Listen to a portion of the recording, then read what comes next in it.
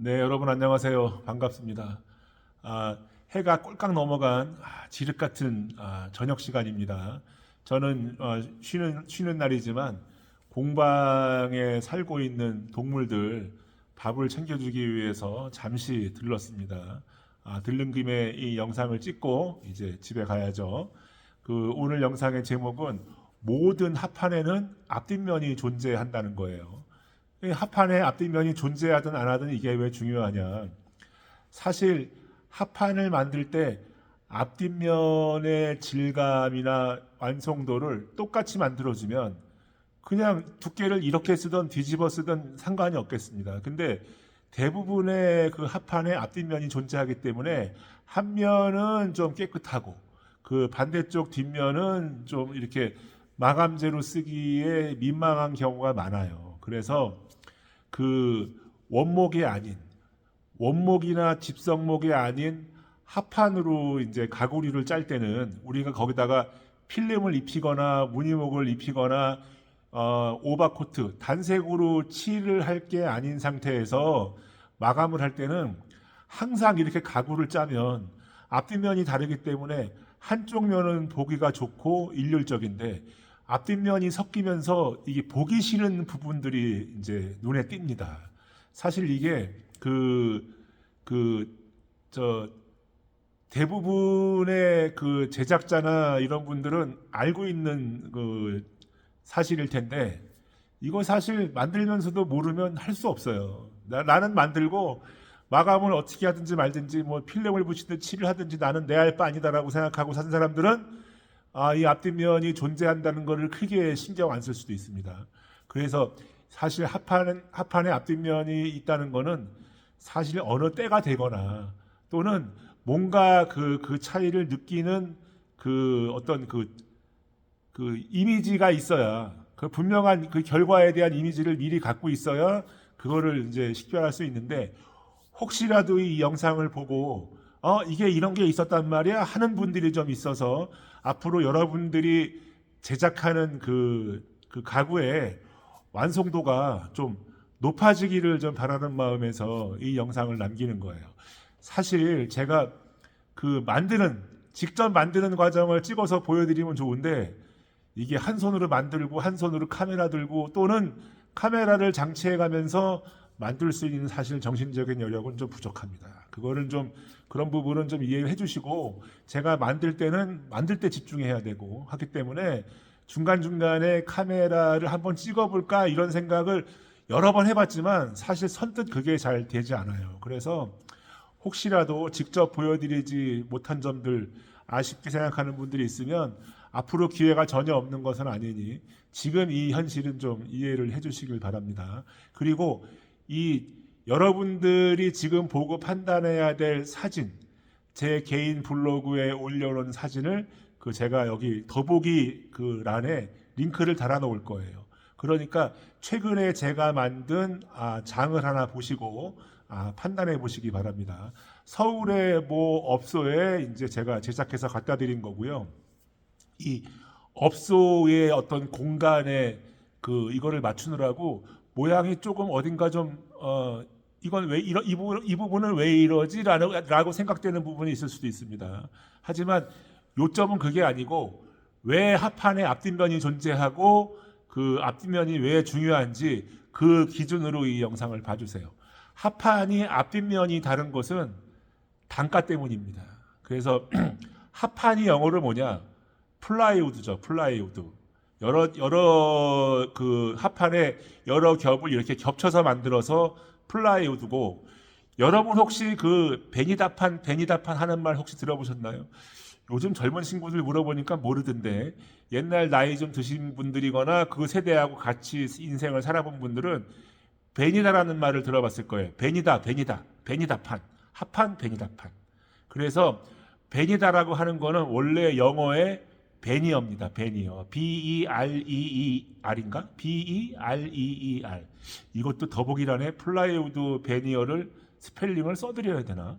근데 어쨌든 베니어가 그 발음이 안 되는 그 일본식 발음이 베니다가 된 거예요. 그래서 원래 베니어와 플라이우드를 동의어 같은 말이라고 쓰는 분들도 있고 그 플라이우드하고 베니어는 약간 분리하자 이런 분들이 있는데 사실 어떤 게 맞는 거냐? 둘 다 맞는 겁니다. 이게 뭐 사실은 뭐 그렇게 막 누가 어떤 게 맞다고 서로 우기고 싸울 일은 아니에요. 그 시대에 맞게끔 다 그렇게 용어들이 나온 겁니다. 그럼 플라이우드하고 베니어하고 어떤 말이 먼저 나왔을까요? 제가 알기로는 베니어라는 말이 먼저 나왔습니다. 베니어는 뭐냐? 베니어는 그 목재의 단판. 예를 들면 뭐 한 3mm면 4mm, 4mm면 4mm. 요즘에 그 1.4mm인가 1.4mm인가 1.6mm로 이렇게 붙여갖고 나오는 자작나무 합판 같은 것도 있죠.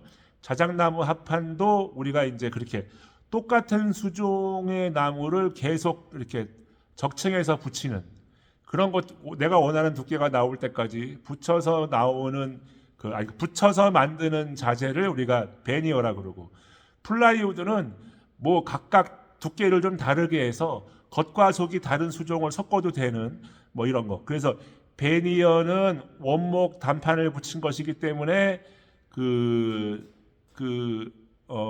마감재로 쓰기에 좋은 것이고, 플라이우드는 대부분 공사용이나 가설용으로 쓴다. 그래서 베니어의 대표적인 게 이렇게 휘어진 의자, 프레스로 눌러서 이렇게 성형한 나무 의자 같은 거, 또는 요즘에는 그런 거 쓰나? 이렇게 낚시용 뜰채나 그 테니스 라켓 같은 거, 이렇게 얇은 나무를 휘어서 붙여서 만든 거, 그런 거 이제 우리가 마감재로 쓰기에 적합하니까 베니어라 그러고, 그냥 여러 장을 각각 다른 수종이거나 다른 두께로 붙인 그 합판을 그 공사용 가설용으로 쓰게 만든 것, 그것을 우리가 이제 플라이우드라고 하죠.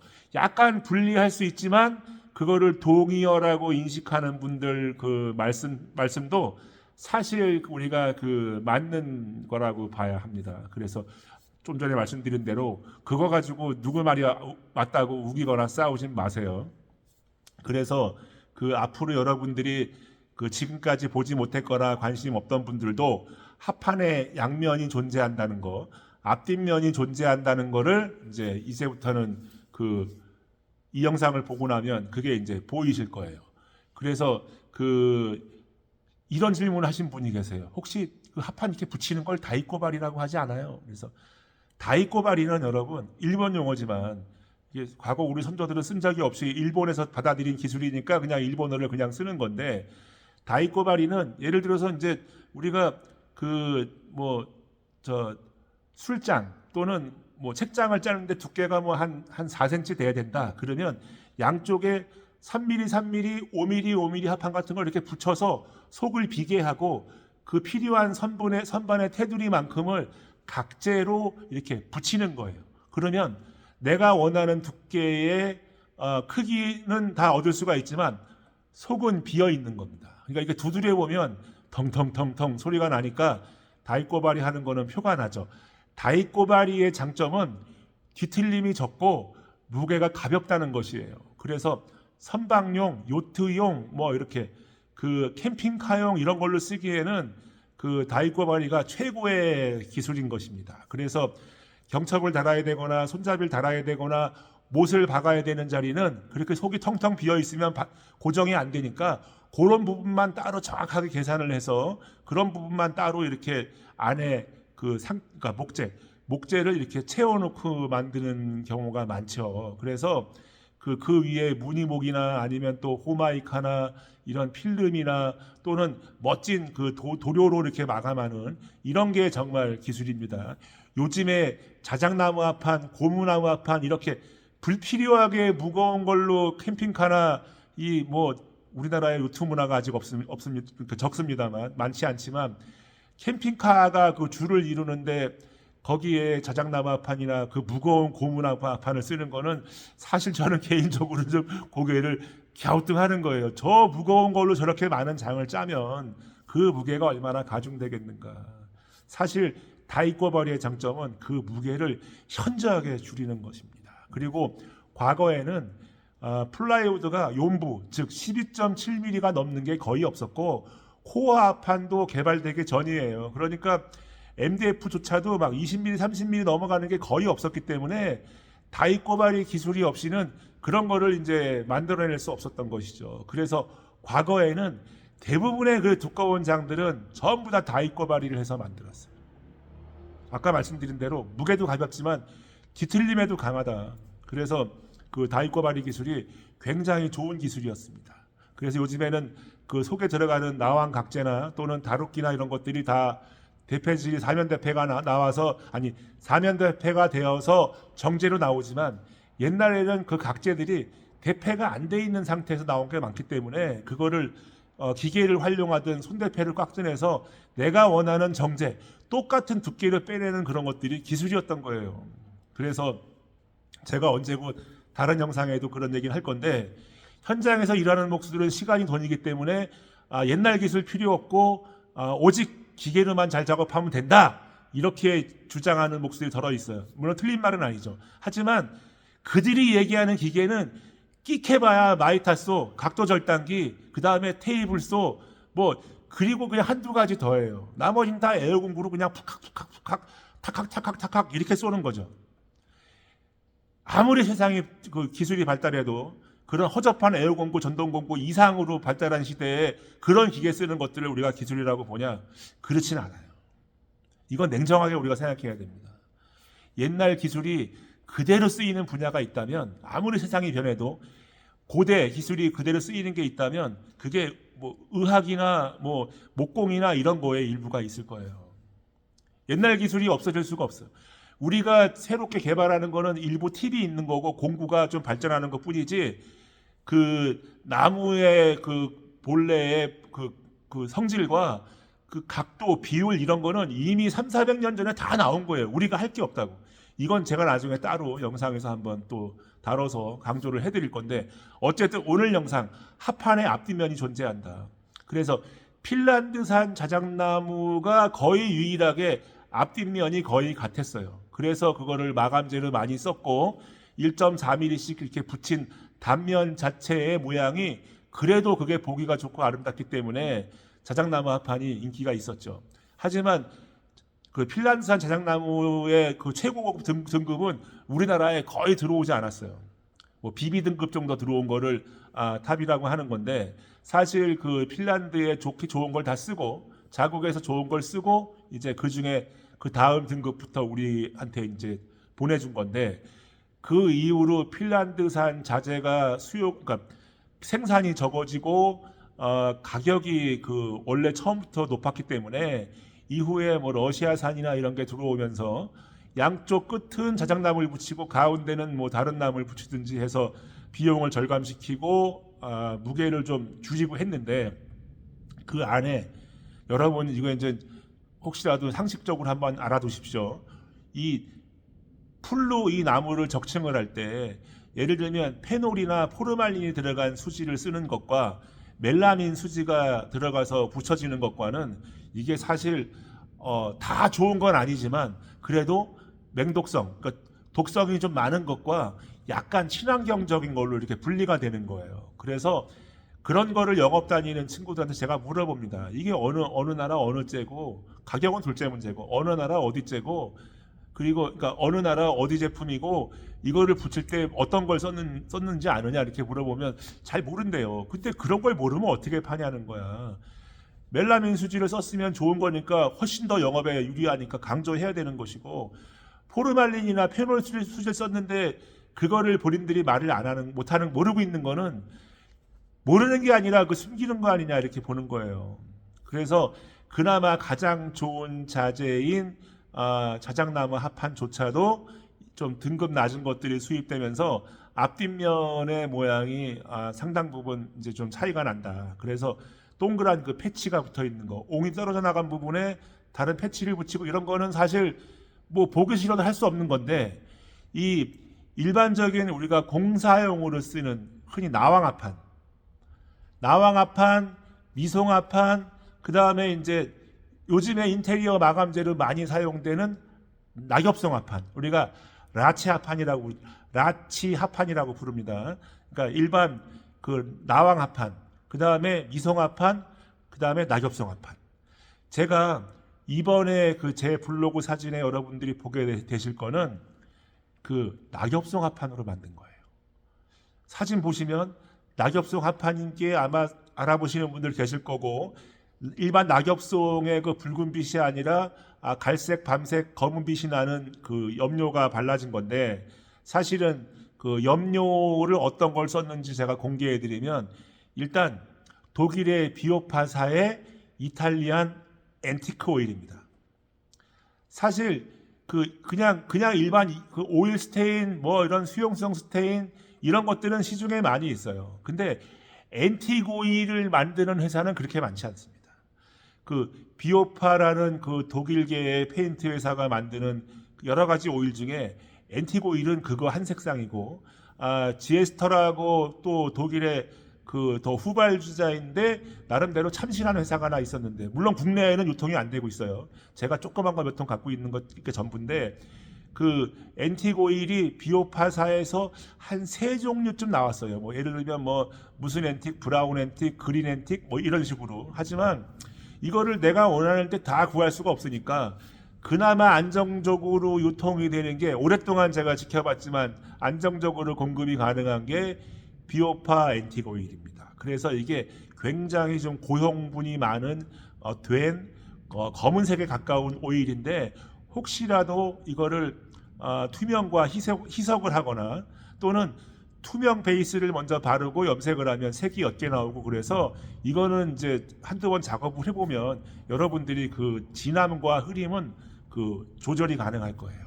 그래서 일반 염색은 비오파 앤틱 오일로 했고, 투명을 바르지 않고 바로 발랐습니다. 좀 진하게 내려고. 그리고 그 위에 코팅은, 탑 코팅은 아우로의 126번 하드 오일로 했습니다.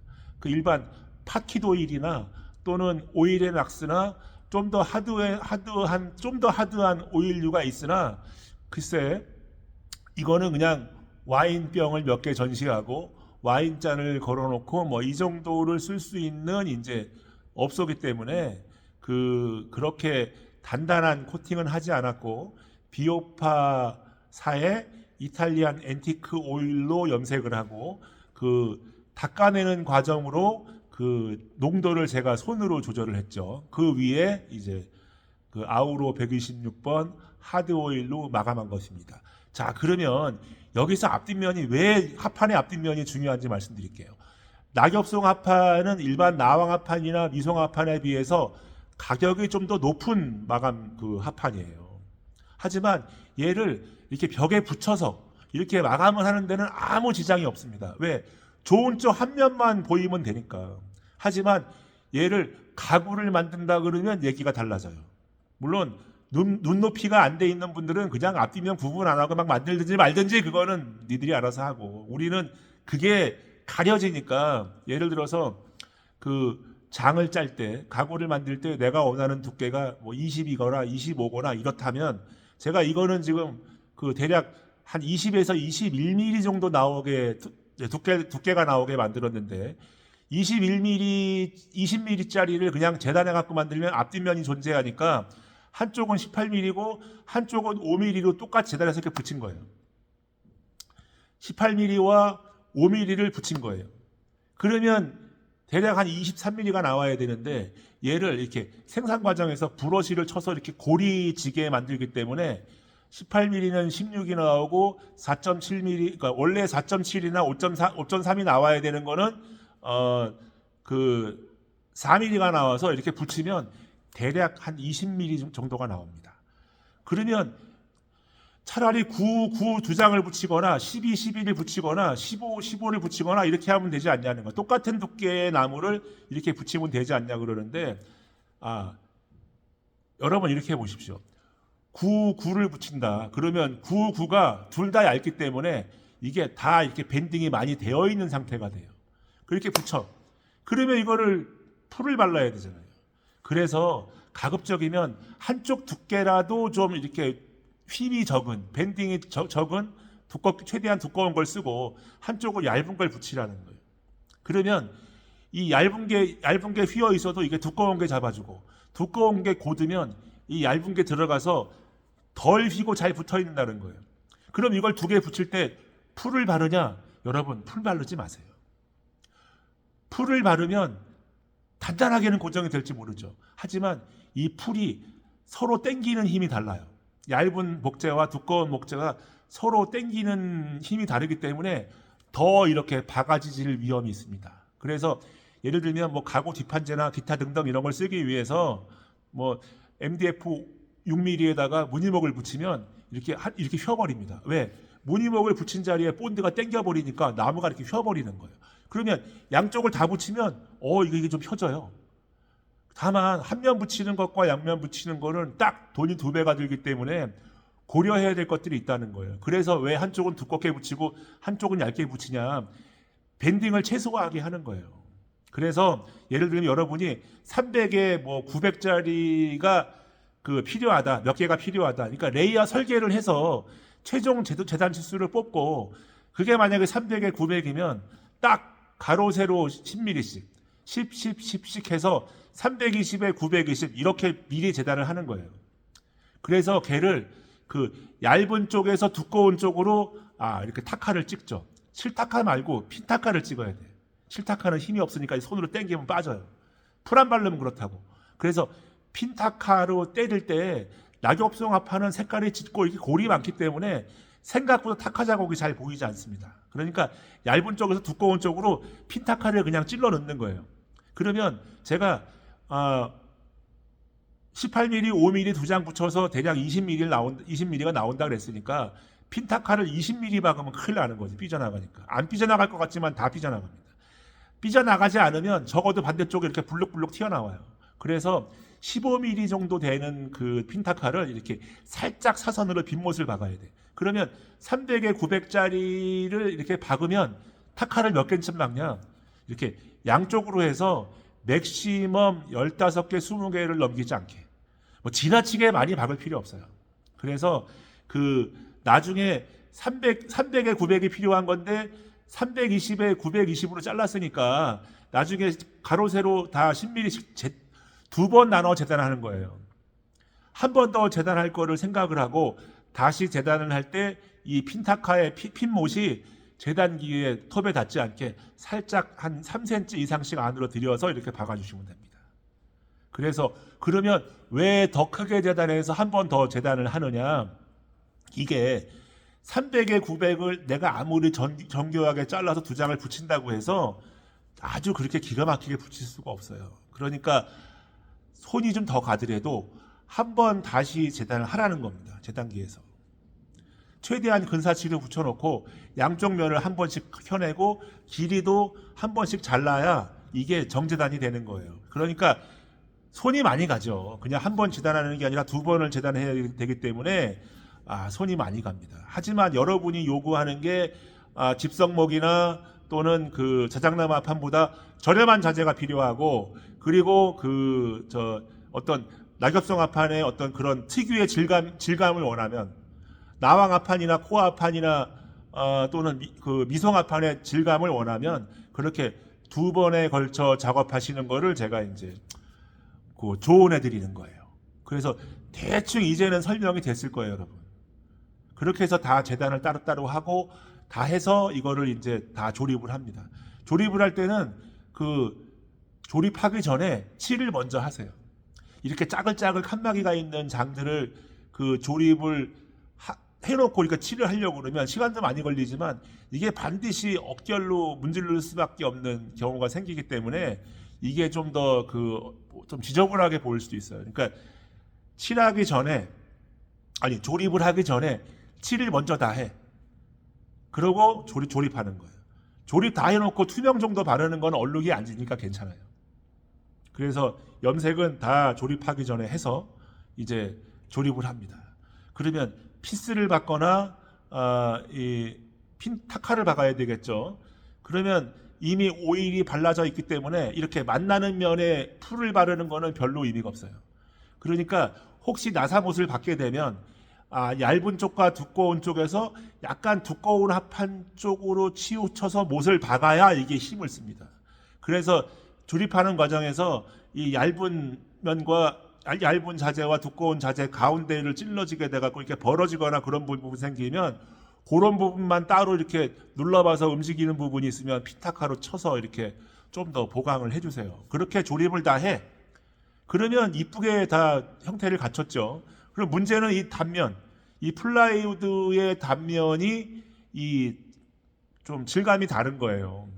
그러면 아까 말씀드린 대로 5mm, 18mm를 붙여서 20mm가 나왔다면 대략 21mm쯤 조금 안 되게 나무를 쫙쫙 켜서 거기다 덧붙여요. 덧붙여. 그 부분은 풀을 바르세요. 단면에 그 5mm 합판으로 길게 쭉쭉 킨 거를 이렇게 재단에 딱딱딱 길이만 잘라가지고 이렇게 고정을 할 때는 풀을 바르고 피타카를 찍고 풀을 잘 닦으신 다음에 그 부분만 따로 이렇게 염색을 이렇게 하죠. 그리고 투명을 전체적으로 이렇게 바르는 식으로 마감을 하는 거예요. 그래서 이 주의사항을 한다면은 레이아웃을 정확하게 해서 이 노밭이 우리가 약간의 여유를 주고 작업하는 거를 노밭이라 그래. 작업물의 길이를 늘린다 이런 뜻이에요. 그래서 300에 900이 필요하면 320에 920으로 재단을 해서 얘를 다 붙인 다음에 따로 한 번 더 재단을 하고 그 다음에 이제 뭐 원하는 칠을 하면 된다. 그리고 칠이 마르면 조립해서 단면 다 그렇게 커버해주고 다시 염색하고 전체적으로 투명을 바르면서 원하는 마감을 얻으시면 되는데 사실 이번에 별거 아닌 그 장을 하나 만들어서 갖다가 그 설치를 해드리면서 사실 그 요즘에 일도 없어갖고 다 손가락 빨고 있는데 그래도 저 안다고 단골이라고 그래도 가게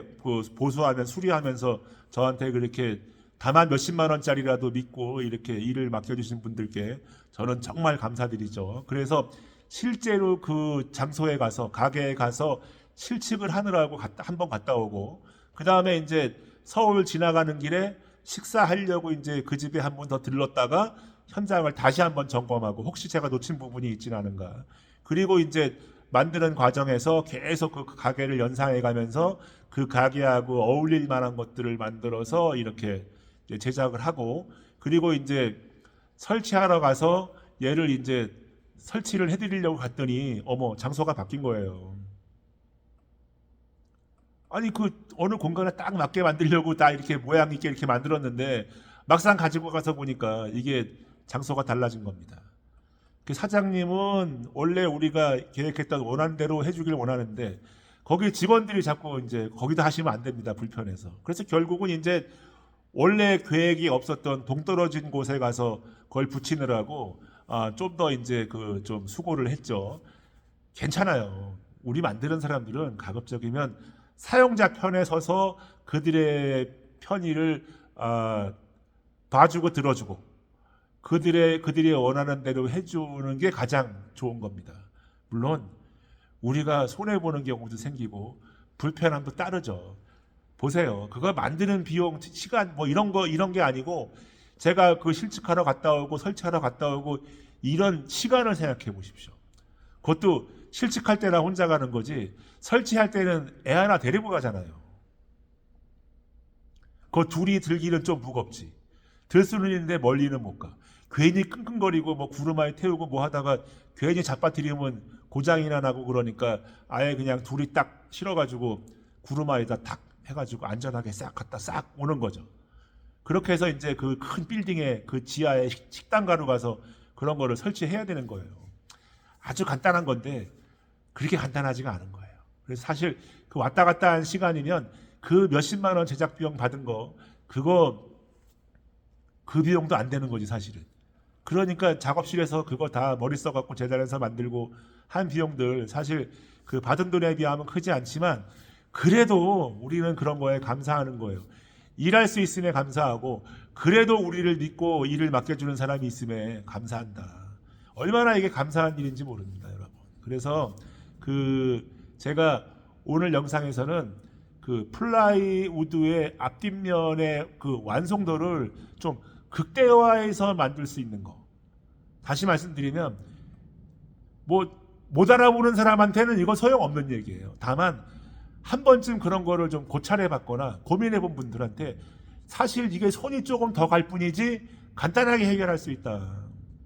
두꺼운 나무 그냥 쭉쭉 재단해서 탁탁탁 만드는 거 그거 누가 못해.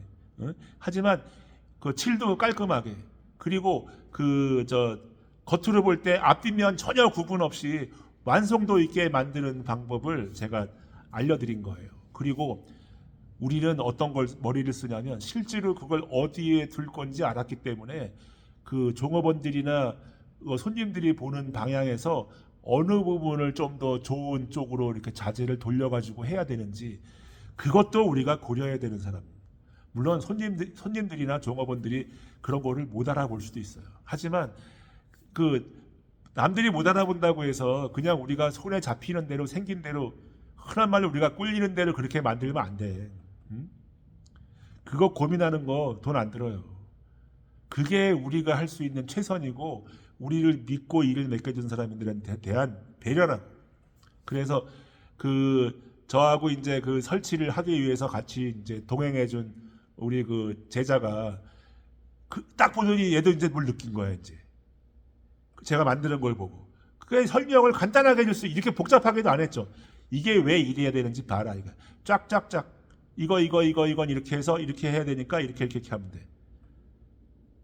이렇게 경험 있는 애들은 나이가 어려도 다 알아들어요. 지금 23인데 얘네들은 그냥 다 알아들어. 물론 본인이 그렇게 제작을 할 때는 한두 군데 실수할 수도 있겠습니다. 그러니까 정확하게 알려주는 거예요.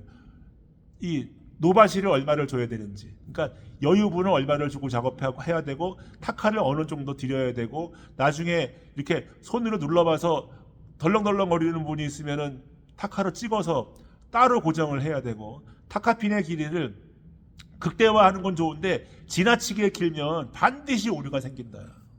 반대편으로 삐져나가고 그러면 그게 얼마나 그게 불편하고, 잘못하면 아무리 우리가 그걸 잘 고정한다고 해도 이게 사소한 핀 때문에 손을 다칠 수도 있고, 그렇기 때문에 우리는 그렇게 하면 안 된다. 그래서 다 제작을 하고 고구찌라 그러죠. 단면, 합판의 단면. 이 현장에서는 엔드그레인 또는 합판의 단면, 원목의 단면을 우리 현장에서는 전부 고구찌라고 부릅니다. 자, 오늘 현장용 노가다 용어 제가 2개 알려드렸어요. 노바시하고 고구찌.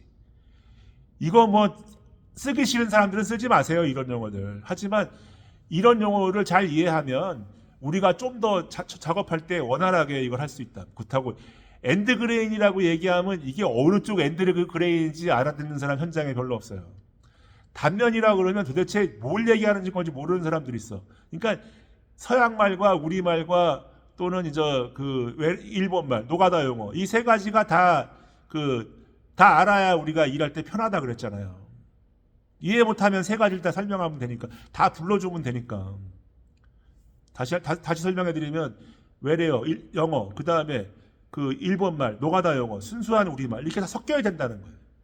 그래서 오늘 제가 최종적으로 이제 이것도 지금 33분 지나가고 있는데 이거 그렇게 길게 할 영상은 아니었던 것 같은데, 뭐 어쨌든 제가 여러분한테 좀 더 이렇게 설명해드리고 싶은 게 많다라는 것으로 좀 더 좋게 이해해 주시면 될 것 같고요. 어쨌든 최대한 저렴한 합판으로 완성도를 극대화하는 방법, 이게 사실 알고 나면 별거 아닌데, 이게 콜럼버스 달걀 같은 거라 이게 혼자 놔두면 목수일 10년 20년을 해도 못 깨우치는 애들이 많아요. 그래서 우리가 일반적으로 현장에서 쓰는 5mm, 7.5mm 이런 합판도, 니브 고링 3부 뭐 이런 합판도 사실은 앞뒷면이 존재하는데, 여러분들 플러스터나 뭐 예를 들면 석고 회벽이라든지 이런 거 마감해 보신 분들, 스타코나 이런 거 해보신 분들, 사실 이거는 저만이 쓰던 기법인데, 합판을 이렇게 봐서 마름질이 되지 않는 상태가 안 좋은 뒷면이 보이게 다 박아보세요. 예를 들면 벽에 가래를 치는데 대부분 석고 마감을 하게 돼 있는데, 회벽을 바를 때 일부 한 벽면 정도를 합판으로 마감하는 경우가 있습니다. 어떤 질감을 내기 위해서. 그러면 합판을 다 뒤집어서 박아요. 그리고 거기서 이제 회벽, 그러니까 내추럴한 질감을 내기 위해서 석고나 플러스터나 스터커 같은 거로 이렇게 찍어서, 양고대라든지 헤라 같은 걸로 찍어서 나만의 패턴을 낸 다음에 거기에다가 뭐 칠을 안 하는 경우도 있고 수용성 바니쉬 요즘에 많이 하지만 옛날 리스를 한번 구해서 그거를 로라로 한번 발라보십시오. 그러면 이 벽에 있는 합판의 그 거지 같은 질감과 이 겉에 있는 바니쉬와 그 니스와 가운데 회벽이 이렇게 만나면서 야 이런 유니키키한 그런 이런 거지 같은 질감은 어떻게 내는지 아무도 몰라요. 근데 그 질감이 빈티지나 앤틱이나 컨츄리 풍하고는 또 다른 질감을 내주는 거예요. 아 이런 거는 이거 원래 돈 받고 알려줘야 되는 건데 그냥 맨입에 가르쳐주면 안 되는 건데 이게 이제 그 스토커의 깊이가 두께가 두꺼운 것과 얇은 것과 한 번 겹친 거, 두 번 겹친 거, 세 번 겹친 것이 다 다르기 때문에 그렇게 나온다는 거예요. 그래서 우리가 옛날에 현장에 어떤 빈티지 컨츄리, 뭐 앤틱 또는 뭐 크랙, 뭐 이런 도료 자체가 없을 때도 이런 걸 다 어떻게든 우리가 만들어내서 응용해 본 사람들이기 때문에 이런 거를 너무 잘하는 거예요. 제가 목수일을 하니까 뭐 이렇게 그냥 대충 나무로 뭐 하는 것만 할 줄 안다고 생각하지 마세요, 여러분.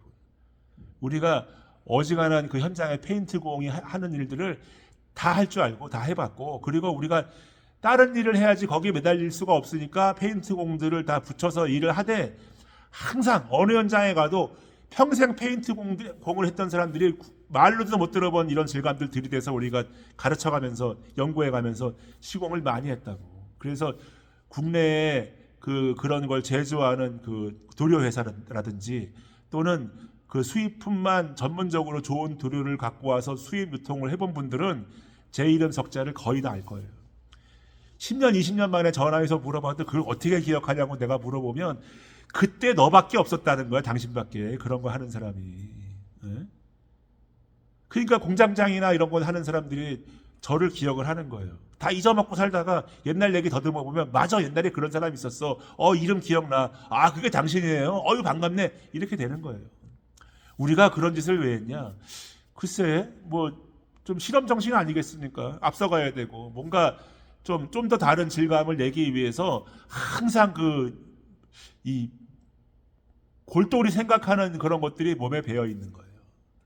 그래서 아주 별것도 아닌 합판을 가지고 이렇게 앞뒷면 잘 골라서 그 완성도를 극대화할 수 있는 거. 사실 이거 뭐 한쪽 면이 그렇게 보이든지 말든지 신경 안 쓰는 사람도 있긴 한데 우리는 그게 눈에 보이는 거예요. 사실 여러분 이런 게 눈에 안 보이는 게 좋은 겁니다. 왜?